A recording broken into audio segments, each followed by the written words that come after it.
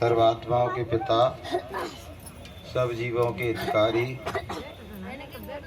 दाता दयाल सतगुरु के चरणों में अनंत कोटि वंदन नमन।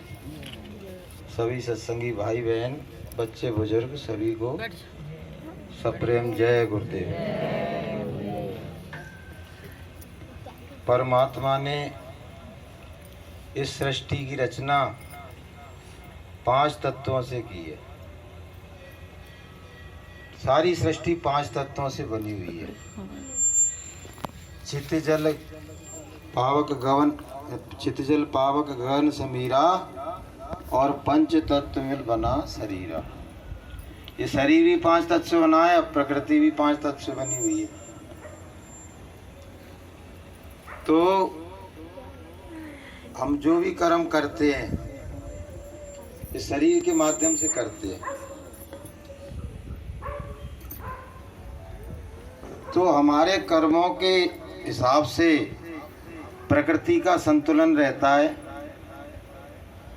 और यदि कर्म खराब हैं, कर्म खोटे हैं, तो प्रकृति का भी संतुलन बिगड़ना शुरू हो जाता है।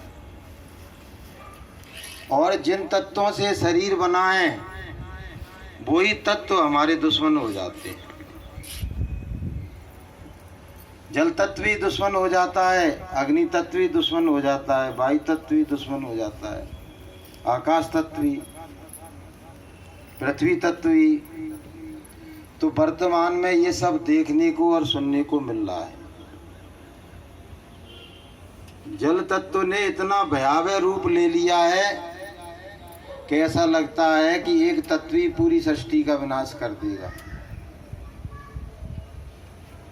पाकिस्तान में इतनी जोर की बाढ़ आई है कि पूरे देश में इमरजेंसी लगा दी गई है।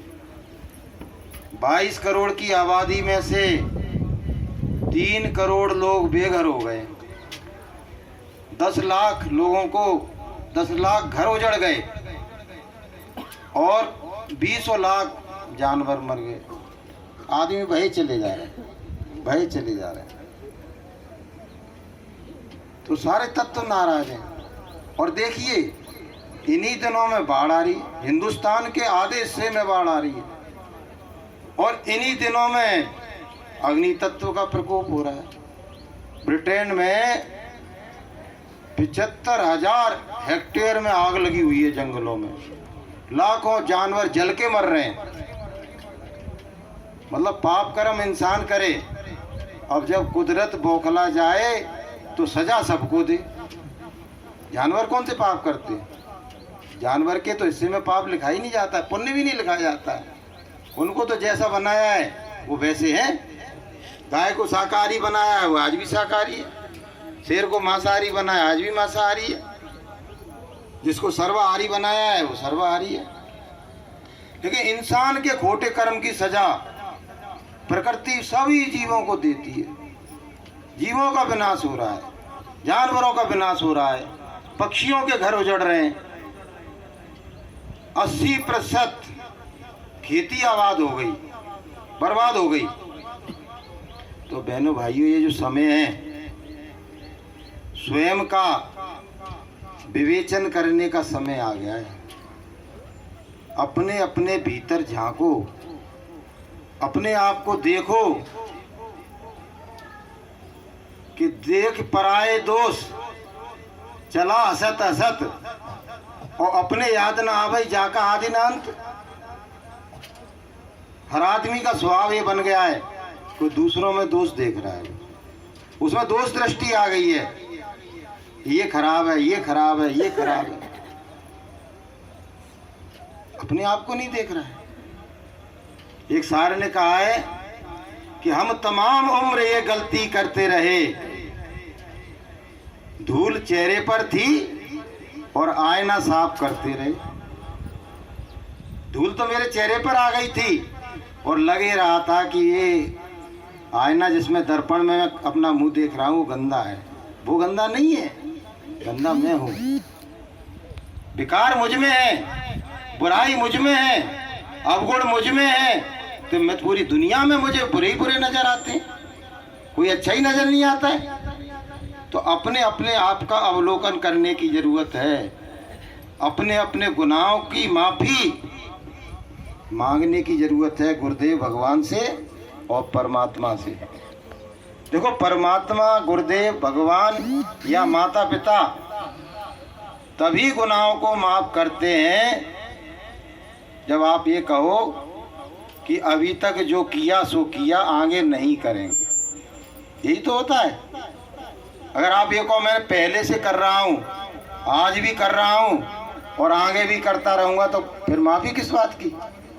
जब तुम खोटे कर्म छोड़ना ही नहीं चाह रहे हो, जब बुराई को छोड़ना ही नहीं चाह रहे हो, व्यसनों को छोड़ना ही नहीं चाह रहे हो, अवगुणों से दूर होना ही नहीं चाह रहे हो, मांस मदिरा छोड़ना ही नहीं चाह रहे हो, शराब पीना छोड़ना ही नहीं चाह रहे हो, चोरी ठगी को छोड़ना ही नहीं चाह रहे, तो गुनाह की माफ़ी कैसे भगवान से मांगोगे?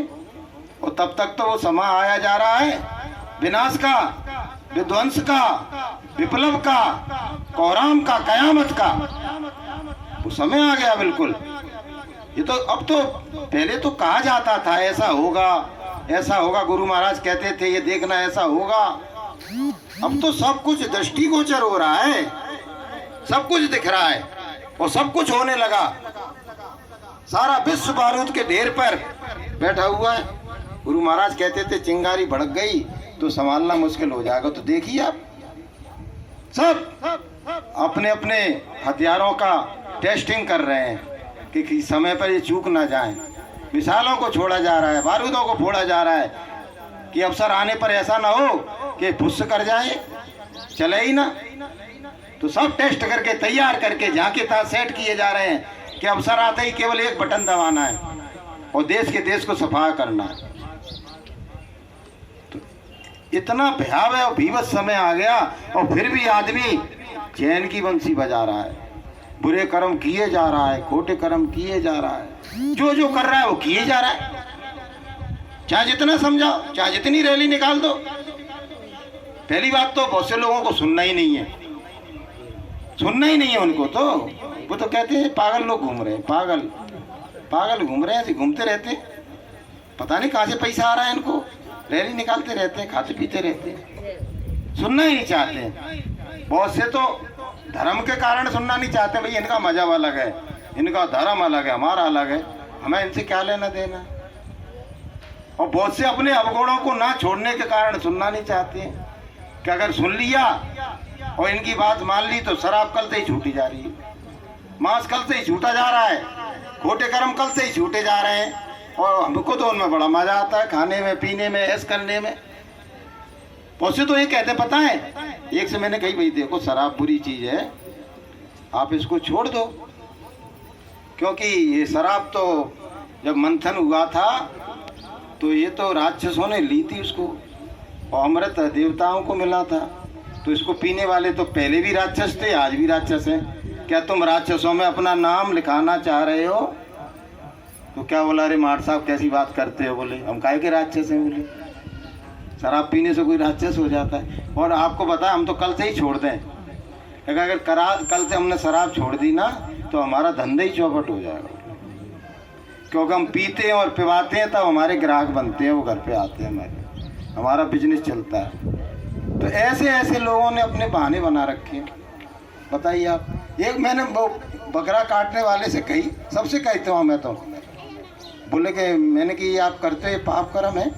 अरे बोले पाप कर्म कैसे हो जाएगा, मेरा तो धंधा है, व्यवसाय।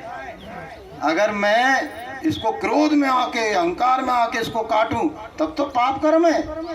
मैं तो सहज में इसकी गर्दन काटता हूँ, कोई क्रोध में थोड़ी काटता हूँ, अपना धंधा समझ के काटता हूँ। तो ऐसी ऐसी दलीलें, बहुत से लोग क्या कहते हैं, हम तो भैया बकरा बकरी को खा के बड़ा पुण्य का काम कर रहे हैं। मैंने कहा से कि अगर नहीं खाएं तो तुम्हारे घरन में बैठे मिलेंगे, ये तुम्हारे घर इतनी संख्या बढ़ जाएगी। बोले रोज इतने लाखों करोड़ों खाए जा रहे हैं, तब तो ये हाल है कि इनकी संख्या कम नहीं होती है। और कहीं खाना छोड़ दें तो दो दो चार चार बकरा बकरी तुम्हारे सोफा सेटन पर बैठे मिलेंगे। बोले तो हम तो दुनिया का पुण्य का काम कर रहे हैं। तो उनके पास ऐसी ऐसी दलीलें हैं कि अपन जैसे मूर्खों को तो वो हाल सेकंड में हरा देते हैं, वो उनको नहीं छोड़ना है। तो उनकी हमको परवाह भी नहीं करना है, उनकी परवाह नहीं करना है। हमको तो गुरु महाराज की आवाज़ को लगाना है जो मानेगा उसका भला होगा, और नहीं मानेगा तो उसके लिए तो अपन चिल्लाते ही हैं कि जो नहीं मानी बात हमारी तो आ जाएगी आफत भारी। तो आफत तो आने वाली, आ ही गई आफत। तो उसमें वो जब बह रहे थे ना तो लोग क्या कह रहे थे उसमें, या अल्लाह या अल्लाह या अल्लाह, वो भाई चले जा रहे थे। उसमें टीवी में आ रहा था अल्लाह अल्लाह चिल्ला रहे, या अल्लाह या अल्लाह। वो आखिरी में अल्लाह को याद तो कर रहे हैं कम से कम, लेकिन कुदरत आखिरी में नहीं छोड़ती है। अगर पहले से ही चिल्ला रहे होते ना, पहले से ही भगवान के गुरुदेव की शरण में होते और पहले ही से सत्कर्म किए होते तो वो छोड़ देती। इसलिए बहनों भाइयों कि हाथ जोड़कर बिने हमारी, हाथ जोड़कर बिने हमारी, हम तो ये चाहते हैं, देखो हम अपनी आत्मा की आवाज़ बताएं, हम तो प्राणी मात्र का भला चाहते। हमारे गुरुदेव भी प्राणी मात्र का भला चाहते थे और उनका कल्याण करना चाहते थे। तुम तो सबसे हाथ जोड़ के विनती कर रहे हैं कि समय तो बचा नहीं है, समय तो अब आ गया विनाश का, और आखिरी समय में भी गुरुदेव और भगवान इतने दयालु हैं तो उनकी शरण में आ जाओगे तो तुम्हारी रक्षा हो जाएगी। लेकिन आगे के लिए तो आपको शपथ लेना पड़ेगी कि जो खोटे कर्म मैं कर रहा हूँ आज के बाद नहीं करूँगा। गुरुदेव भगवान मैं आपकी शरण में आ गया हूँ और मेरे गुनाहों की आप माफ़ी दो, तो वो दयालु इतने हैं कि आज की तारीख में भी आपको माफ़ कर देंगे। तो बोलिए प्रेम से जय गुरुदेव।